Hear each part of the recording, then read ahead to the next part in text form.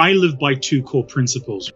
The first is that everything everyone knows, they learned.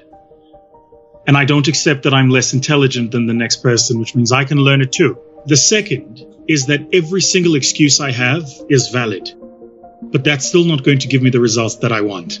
The test is not whether or not you know the reasons for not succeeding. The test is whether or not you're willing to do whatever it takes to get to that next level.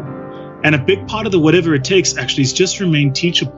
Just be a student of the game, a student of life, a student of those who've achieved. Your reality is your reality. So you're not imagining it. You're not imagining that you're poor. You're not imagining that you're left out because you live in a third world country. You're not imagining that you're not getting the right quality of education to make you globally competitive. You're not imagining that. That shit's real, right? You can live in the emotion, and sometimes I do. I get really, really mad and really, really upset.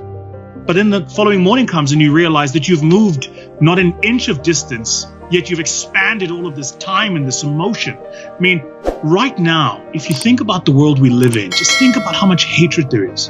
Think about how much anger there is.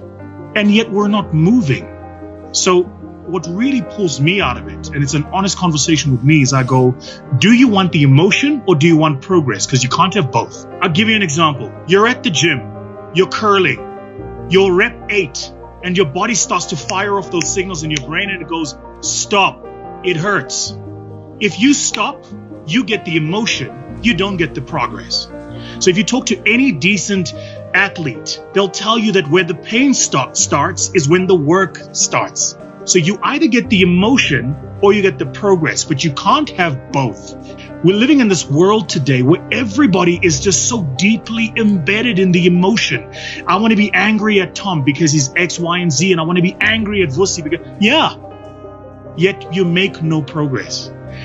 So yours and my challenge, I think, as a generation is how do we give the world progress?